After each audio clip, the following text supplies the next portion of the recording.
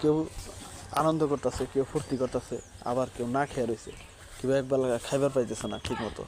আবার অনেকে আছে দেখবেন আপনি খায়ও না, অনেকে আছে অসহায়, তাদের হ্যাঁ অসহায় মানুষ আছে না এরকম, বা অনেক দুঃখ কষ্ট, অনেক রোগ ব্যাধি, হাসপাতালে অনেক রুগী আছে যারা হয়তো দেখা গেছে টাকার জন্য, টাকার অভাবে চিকিৎসা করতে পারতেছে না। আবার আরেকজনে কোটি কোটি টাকা, হ্যাঁ, কিন্তু ওই যে কষ্ট করতেছে, হ্যাঁ, সে টাকার জন্য, টাকার অভাবে চিকিৎসা নিতে পারতেছে না। আল্লাহ দেখতেছে যে ওর অনেক টাকা অভাব নাই, আবার ওর কাছে চিকিৎসার অভাবে ও চিকিৎসা নিতে পারতেছে না।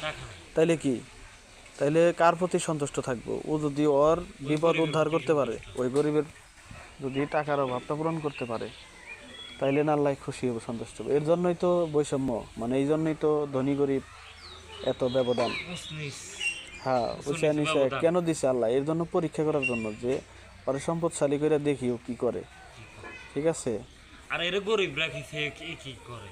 এইটাই কাজেই মানুষ আল্লাহ খায় না, পরে না, আল্লাহ 10 টাকা চায় না, আল্লাহ 5 টাকা মনে করেন যে বলে না যে আমারে দেও, কি আমারে আল্লাহ কখনো বলে না যে আমারে খাওয়ান লাগবে, কিচ্ছু চায় না। আল্লাহ সব কিছুর মালিক।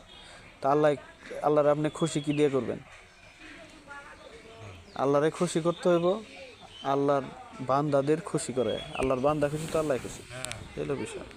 আর মা বাবা খুশি তো আল্লাহ